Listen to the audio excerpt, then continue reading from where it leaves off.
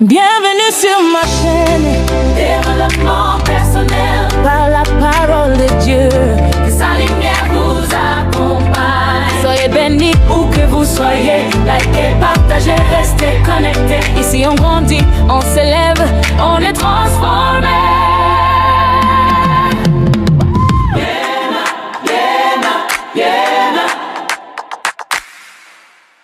Ce n'est pas toujours la blessure qui détruit le plus. C'est parfois le fait de continuer à la porter, de continuer à la nourrir, de continuer à lui faire une place dans son esprit, dans son corps, dans sa mémoire et jusque dans son avenir. Certaines personnes nous ont déjà quittés depuis longtemps. Certaines histoires sont déjà terminées. Certaines trahisons appartiennent officiellement au passé.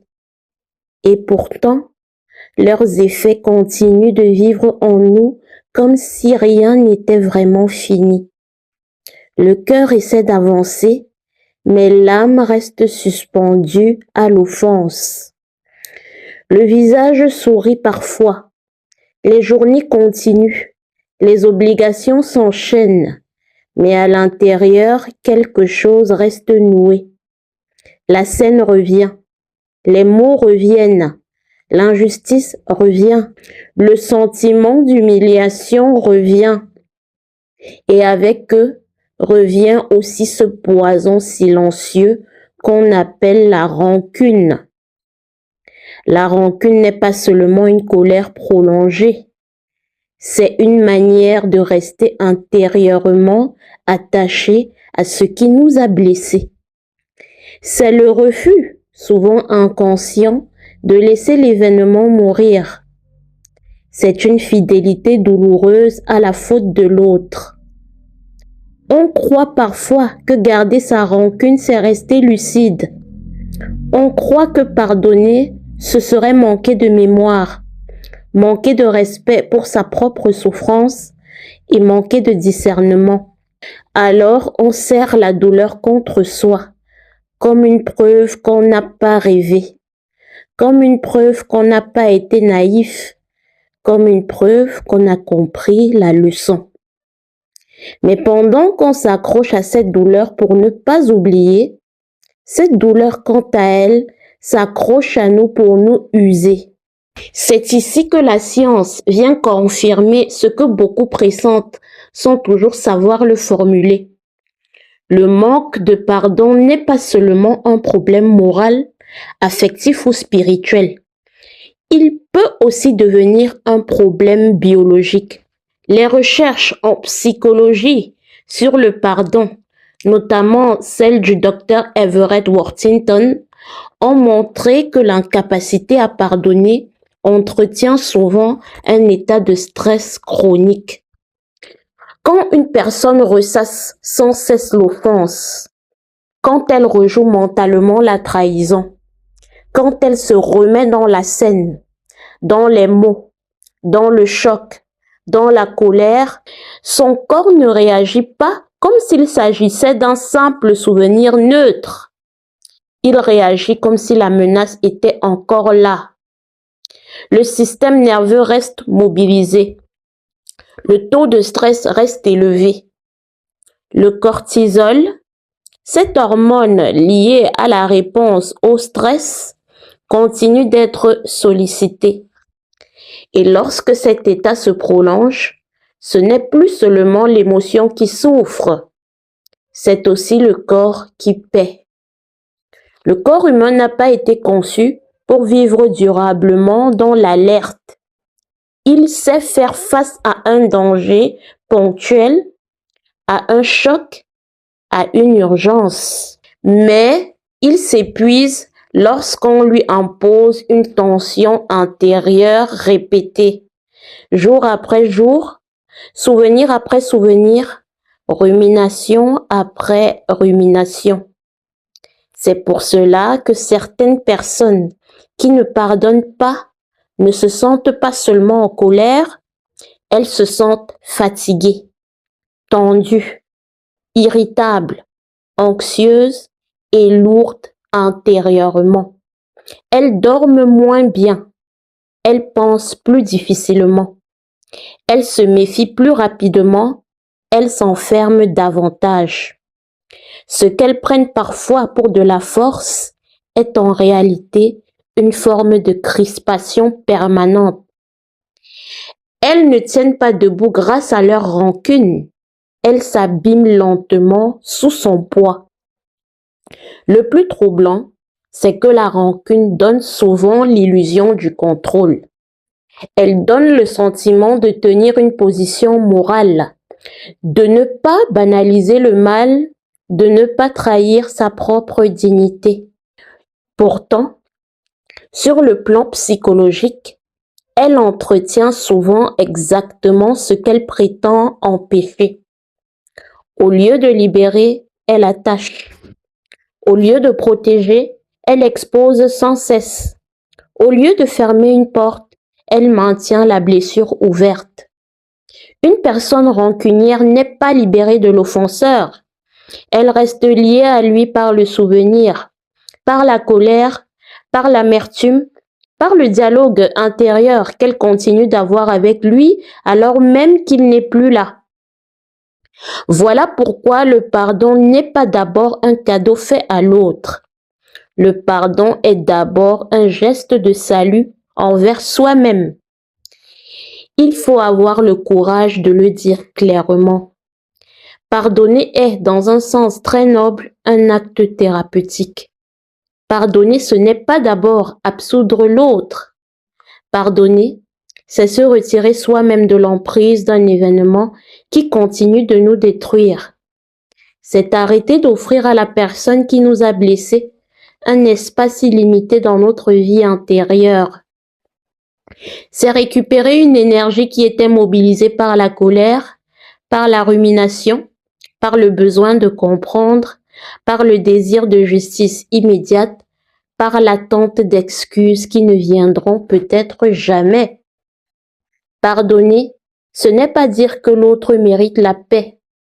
Pardonner, c'est reconnaître que toi, tu as besoin de paix. Et cela, beaucoup de personnes ont du mal à l'accepter parce qu'elles confondent le pardon avec la réconciliation. Or, ce sont deux réalités profondément différentes.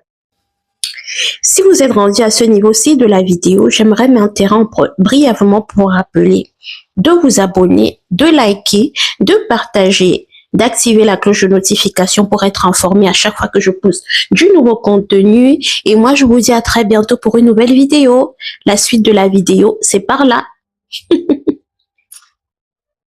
La réconciliation suppose qu'il y ait un minimum de vérité, de sécurité, de responsabilité et parfois même de transformation concrète. On ne se réconcilie pas sainement avec quelqu'un qui continue de mentir, de manipuler, de mépriser ou de blesser.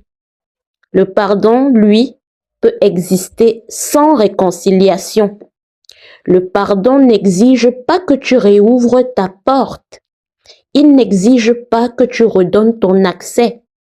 Il n'exige pas que tu reprennes la relation. Il n'exige même pas que l'autre reconnaisse sa faute. Le pardon peut être un acte solitaire, intérieur, digne et silencieux. C'est la décision de ne plus laisser le mal reçu organiser ta vie psychique.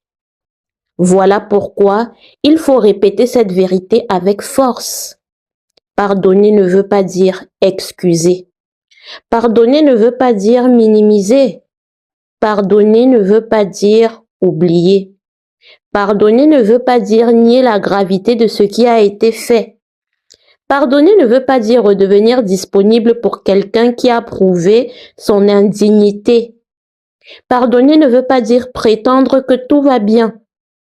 Pardonner veut dire couper le lien toxique. Pardonner veut dire retirer à l'offense son pouvoir de gouverner ton présent. Pardonner veut dire refuser que le passé continue de louer un appartement dans ton âme.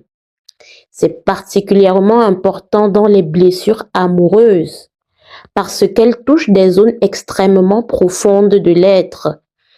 Une trahison amoureuse ne brise pas seulement un lien, elle atteint souvent l'estime de soi, la confiance, la capacité de se projeter, la vision de son propre avenir. Parfois même, l'image qu'on a de Dieu, de l'amour et de sa propre valeur. Quand on a aimé sincèrement, quand on a cru, quand on s'est investi, quand on a espéré, quand on a prié, quand on a donné le meilleur de soi et qu'en retour on a reçu mensonge, rejet, humiliation ou instrumentalisation, la douleur est rarement superficielle. Elle vient percuter l'identité. Elle vient poser cette question terrible. Comment ai-je pu donner autant pour recevoir si peu? Et c'est précisément à cet endroit que la rancune trouve un terrain fertile, parce qu'elle se présente comme une réponse à l'injustice. Elle promet de maintenir la mémoire vivante. Elle promet de ne jamais banaliser ce qui a été subi.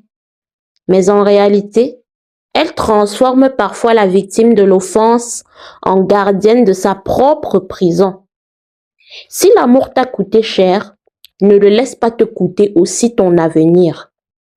Ne laisse pas une personne qui t'a déjà pris ta paix venir aussi réclamer ta santé mentale, ta stabilité émotionnelle, ta confiance future, ton sommeil, ton discernement et ta joie.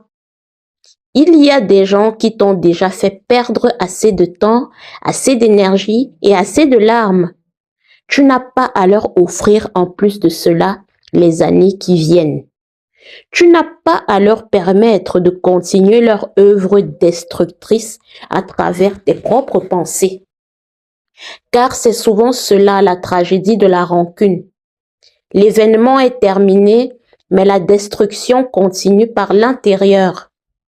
Sur le plan sociologique, la rancune nourrit aussi de la manière dont nos sociétés gèrent la blessure.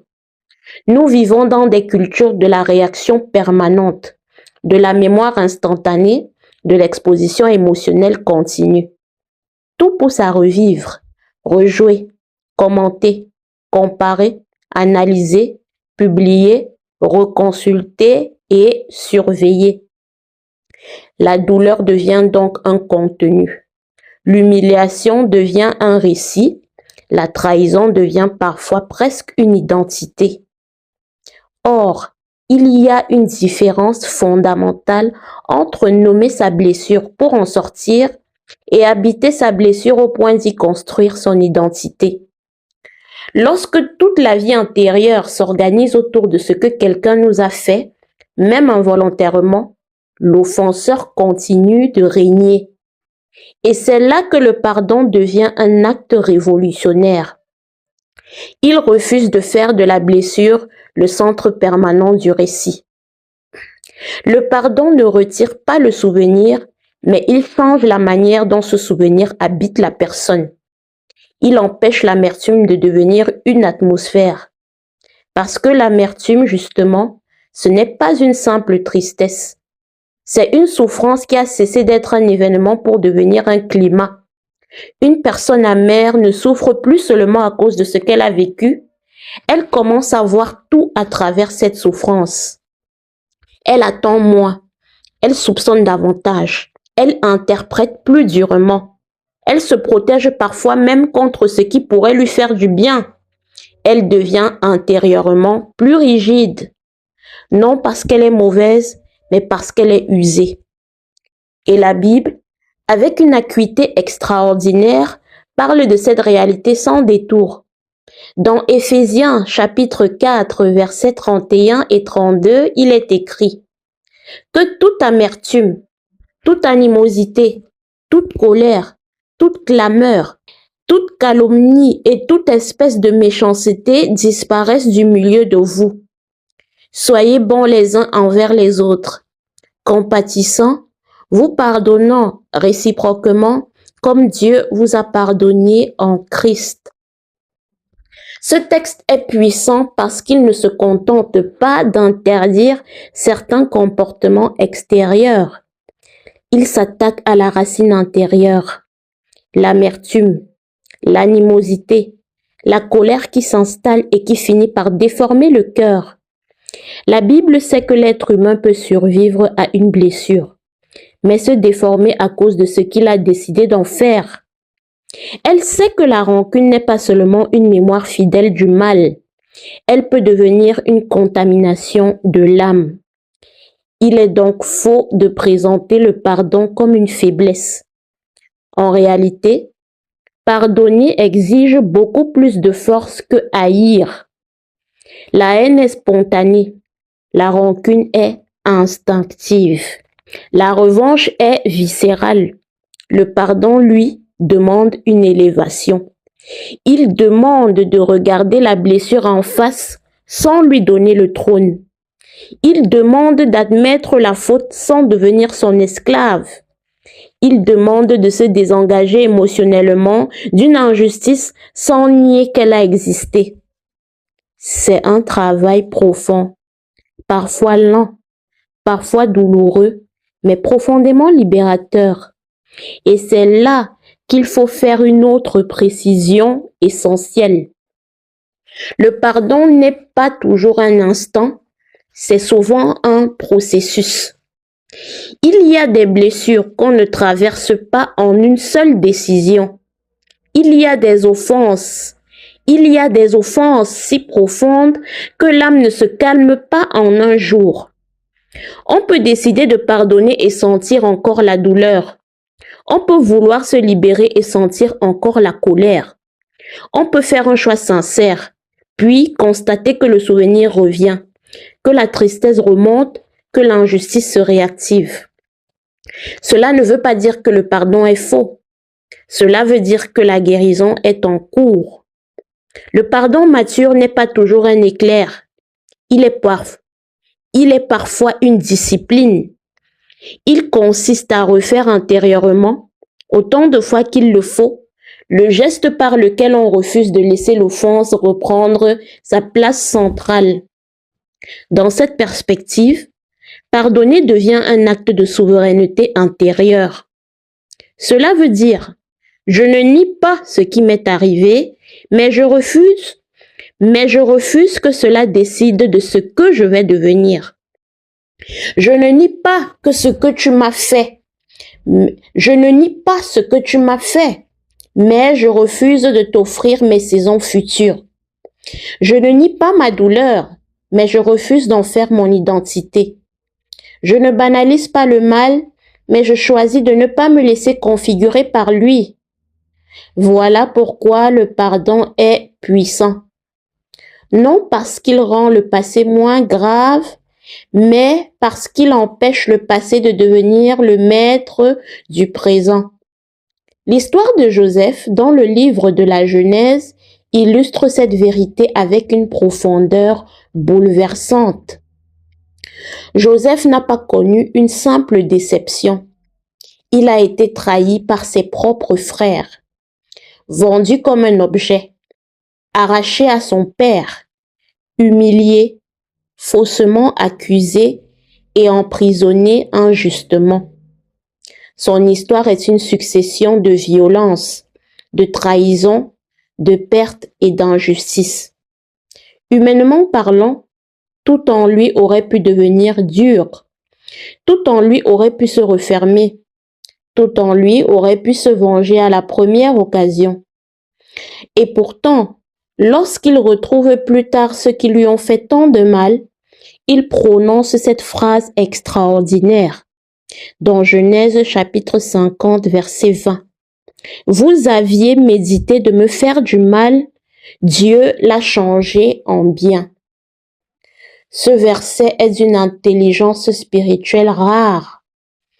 Joseph ne dit pas que le mal n'était pas grave. Il ne dit pas que ses frères avaient de bonnes intentions. Il ne relativise pas la faute. Il dit clairement, vous aviez médité de me faire du mal. Le mal est nommé. La trahison est reconnue. L'intention destructrice est exposée. Mais ensuite, Joseph refuse de laisser cette intention devenir le résumé de sa vie. Il ajoute, Dieu l'a changé en bien. C'est cela la victoire du pardon. Ce n'est pas dire que le mal était bon, c'est croire que le mal n'aura pas le dernier mot. Ce n'est pas absoudre l'injustice, c'est refuser qu'elle soit souveraine.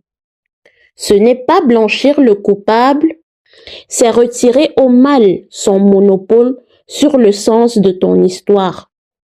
Beaucoup de personnes blessées ont besoin d'entendre cela. Ce qu'on t'a fait ne définit pas ce que Dieu fera pour toi. La trahison que tu as subie n'a pas le droit d'écrire toute la suite de ton existence. Ce que quelqu'un a voulu utiliser pour te rabaisser, t'abîmer, te confondre ou t'anéantir peut, dans les mains de Dieu, devenir un lieu de maturité, de discernement, de repositionnement, de force et même d'élévation. Cela n'efface pas la douleur. Cela ne rend pas l'épreuve agréable. Cela ne transforme pas magiquement le mal en bien moral. Mais cela signifie que Dieu est capable de faire sortir une fécondité de ce qui avait été conçu pour te détruire. Le pardon devient alors plus qu'un simple mécanisme psychologique. Il devient un acte de foi. Il devient la décision de croire que ta vie n'est pas enfermée dans ce qu'on t'a fait. Il devient le refus de remettre à l'offenseur les clés de ton identité. Il devient une manière de dire « Tu m'as blessé, mais tu ne me définiras pas. Tu m'as fait perdre, mais tu ne m'empêcheras pas de reconstruire. Tu m'as humilié, mais tu n'auras pas ma destinée. » Il y a là une forme d'empowerment extrêmement puissante, parce qu'elle ne repose pas sur le déni, ni sur l'agressivité, ni sur l'illusion d'invulnérabilité. Elle repose sur une reprise de pouvoir intérieur. Elle consiste à récupérer ce qui t'appartient encore, à savoir ton souffle, ton énergie, ta lucidité, ta paix, ta capacité d'aimer sainement, ta capacité de poser des limites, ta capacité de marcher avec Dieu sans être définie par la douleur. Pardonner, dans ce sens, ce n'est pas capituler. C'est reprendre le territoire intérieur qui t'avait été envahi. Et souvent, la plus grande preuve de guérison, ce n'est pas d'obtenir enfin les excuses qu'on attendait. Ce n'est pas non plus de voir l'autre souffrir autant qu'on a souffert. La plus grande preuve de guérison, c'est de constater un jour que l'on pense à l'événement sans qu'il prenne tout l'espace, sans qu'il serre immédiatement la poitrine, sans qu'il dicte l'humeur de la journée et sans qu'il empoisonne la vision de l'avenir. C'est le moment où la blessure cesse d'être un centre. C'est le moment où la mémoire ne commande plus. C'est le moment où l'on comprend que l'on n'est plus lié à ce passé comme avant. Et cela, c'est déjà une victoire immense. Le poison de la rancune agit lentement mais profondément. Il s'infiltre dans la pensée, dans les réactions, dans les attentes, dans le corps, dans la foi, dans la manière d'aimer et dans la manière de se protéger. Le pardon, quant à lui, ne travaille pas toujours avec fracas. Il agit parfois comme une désintoxication. Il nettoie, il relâche, il dénoue, il allège, il rend à l'âme sa respiration. Il ne nie pas la cicatrice, mais il empêche l'infection. Il ne supprime pas le passé, mais il l'empêche de régner. Il ne change pas ce qui a été fait, mais il change ce qui continuera ou non à te posséder. Alors non, Pardonner ne veut pas dire redevenir accessible à ce qui t'a blessé. Pardonner ne veut pas dire tendre la main à la manipulation, au mensonge ou au mépris. Pardonner ne veut pas dire te remettre en danger. Pardonner veut dire te retirer du poison. Pardonner veut dire choisir ta survie intérieure. Pardonner veut dire fermer la porte du dedans, même si l'autre n'a jamais demandé pardon. Pardonner veut dire refuser de laisser une vieille douleur hypothéquer tout ton futur. Si l'amour t'a coûté cher, ne le laisse pas te coûter aussi ta santé, ta paix, ton sommeil, ton appel, ton équilibre, ta confiance et ta destinée. Tu peux avoir été profondément blessé sans être condamné à vivre amer. Tu peux avoir été trahi sans devenir prisonnière de cette trahison. Tu peux avoir été abandonné sans abandonner ton propre avenir. Tu peux avoir été humilié sans faire de cette humiliation la vérité ultime sur toi. Et surtout, tu peux laisser Dieu faire ce que lui seul sait faire, à savoir prendre ce que l'ennemi avait destiné à ton effondrement et l'inscrire dans un chemin de relèvement. Le pardon ne réécrit pas le passé, il libère l'avenir. Voilà pourquoi il n'est pas une faiblesse. Voilà pourquoi il n'est pas une faveur offerte aux coupables. Voilà pourquoi il est une délivrance. Parce qu'au bout du compte, la vraie question n'est pas seulement qu'est-ce qu'on t'a fait? La vraie question est qu'est-ce que tu refuses désormais de laisser continuer en toi? Alors voilà les amis, j'en suis rendue à la fin de mon propos. J'espère que cette vidéo vous a édifié, qu'elle a résonné en vous et qu'elle vous a poussé aujourd'hui à ouvrir la réflexion sur ce qu'est véritablement le pardon. Alors dites-moi en commentaire, avez-vous des zones de votre vie qui nécessitent que vous pardonniez? Dites-le moi en commentaire, je serai heureuse de vous lire. N'oubliez pas les amis, abonnez-vous, likez, partagez, cliquez sur la cloche de notification pour être informé à chaque fois que je poste du contenu. Et moi, je vous dis à très bientôt pour une nouvelle vidéo. Ciao, ciao!